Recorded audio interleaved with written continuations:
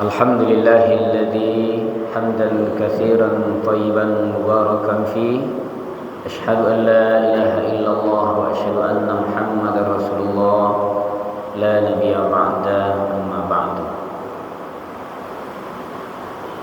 Bapak, ibu-ibu, kaum muslimin dan kaum muslimat, jamaah salat asar Masjid Taqwa Muhammadiyah Sumatera Barat yang dirahmati oleh Allah Subhanahu wa taala. Tausiah kita pada pertemuan kali ini kita beri tema obat menenteramkan jiwa. Bapak Ibu rahimakumullah, pada suatu hari ada seseorang yang datang kepada sahabat Nabi Ibnu Mas'ud radhiyallahu anhu. Kemudian dia berkata, "Wahai Ibnu Mas'ud, mengapa hari-hari ini perasaan saya tidak tenang? Jiwa saya terasa gelisah, pikiran saya terasa kusut, makan tidak enak, tidur tidak nyenyak." Ini seseorang yang datang kepada sahabat Nabi Ibnu Mas'ud radhiyallahu anhu. Kemudian Ibnu Mas'ud menjawab, kalau seandainya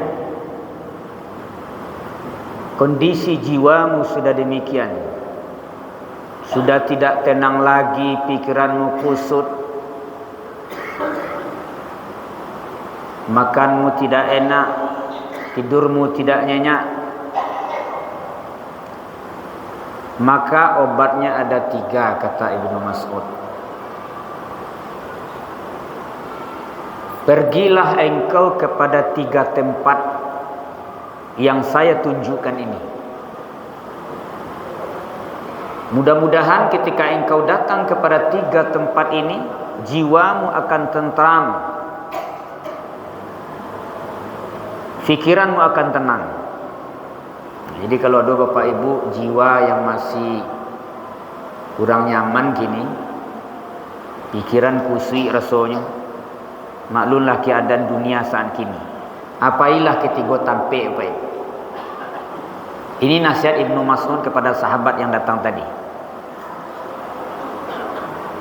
Yang pertama, datanglah engkau kepada orang-orang yang berkumpul di sana membaca Al-Quran. Engkau baca Al-Quran atau engkau mendengarkan orang membaca Al-Quran. Ternyata Al-Quran ini Bapak Ibu bisa membuat jiwa kita tenang, pikiran kita bisa nyaman ketika Al-Quran ini kita baca atau kita dengarkan orang membaca Al-Quran.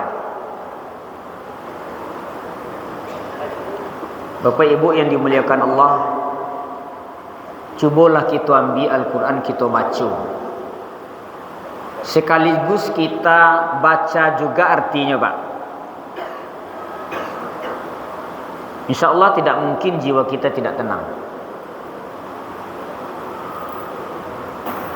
Dalam keheningan saja ketika Al-Quran itu kita baca, atau kita dangan ada kaset, misalnya kita dangan kaset tu, misalnya ada kori-kori baca Quran, kita dangan, itu seolah-olah masuk ke dalam batin wain, tentram jiwa kita Bapak Ibu. Kalau ada awak mengendarai kendaraan kok pulang kampung gak gelisah, bunyiin kasih Al-Quran tu. Karena Al-Quran itu adalah bahasa yang jernih, bahasa yang teduh, bahasa yang menyentuh kalbu. Bukankah Umar bin Khattab itu masuk Islam karena Quran dibacakan? Nah, jadi Bapak Ibu, kalau salamoko maraso jiwa kurang tenang, pikiran masih kusui, mungkin kita jarang baca Quran. Ya Pak, ambil Quran ko baca, atau duduk beserta orang-orang yang membaca Quran, kita baca Quran, atau kita dengar orang membaca Al-Quran itu. Tenang jiwa Pak.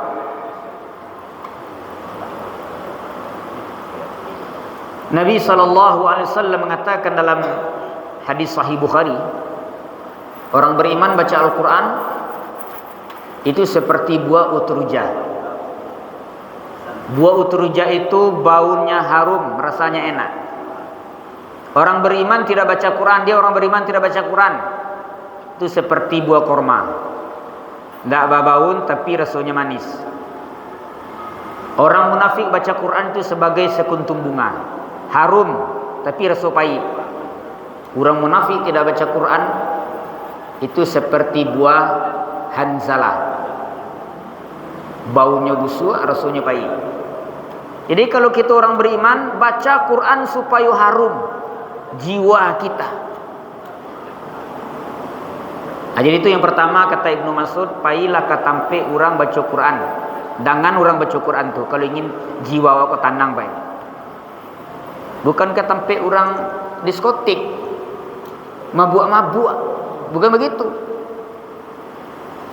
Yang kedua, kata Ibnu Mas'ud, apa obat yang bisa menenteramkan jiwa kita ini? Pergilah engkau, kata Ibnu Mas'ud, kepada tempat-tempat di mana di situ ada majelis ilmu. Kalau ada pengajian Bapak Ibu, duduk dengan kaji. Karena di dalam majelis ilmu akan mengingatkan seseorang kepada Allah.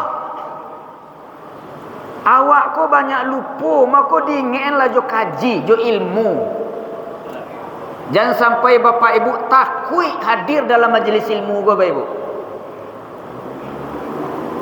Tentu maksudnya hadir dalam majelis ilmu mendengar kaji itu.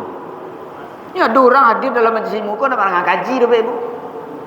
Duduk lalu menakut. Kalau itu tidak akan bisa membuat jiwa kita tenteram. Karena kaji itu sebenarnya kan menyiram, siraman rohani. Sebab kaji itu bekon anda bacakan Al-Quran, hadis Nabi, petunjuk, hidayah. Itu sama ibaratkan bunga, lalayu, itu disiram jo iya. Menyiramnya tu jo ilmu, jo kaji. Kita hari-hari mencalik gini Pak Ibu, orang malih ke majlis ilmu ke Pak Ibu. Musaji gadang. Nah ada orang menangah kaji tu. Batigo menangah kaji, balimu ibu-ibu. Kadang lu duduk ustaz, pai. Nah yang ketiga oleh Bapak Ibu. Atau kalau tidak juga bisa menenteramkan jiwamu, kata Ibnu Mas'ud, coba engkau bangun pada waktu malam. Dalam keheningan itu engkau melaksanakan salat tahajud, berdoa kepada Allah, minta tentraman batin. Kalau tidak bisa tentram batin, kata Ibnu Mas'ud, berarti hati yang engkau bawa bukan hati manusia. Mintalah kepada Allah ditukar hatimu dengan hati lain. Nah, jadi seperti itu Pak Ibu. Kalau baca Quran, mendengar Quran tak tentram jiwa, hadir di majlis ilmu tak tentram jiwa, bangun pada waktu malam salat tahajud tak tentram jiwa, berarti arti waktu latih mati itu Pak Ibu. Kita ganti selatih itu lain, jotina lain. Itu kata Ibnu Mas'ud. Memberikan nasihat kepada sahabat, jiwanya tidak tentram, pikirannya sedang kusut. Sekira demikian saja kajian pendek kita ini, semoga bermanfaat. Nasrun minallah wa fathun qarib wa basyiril mu'minin. Wabillahi taufiq wal hidayah. Assalamualaikum warahmatullahi wabarakatuh.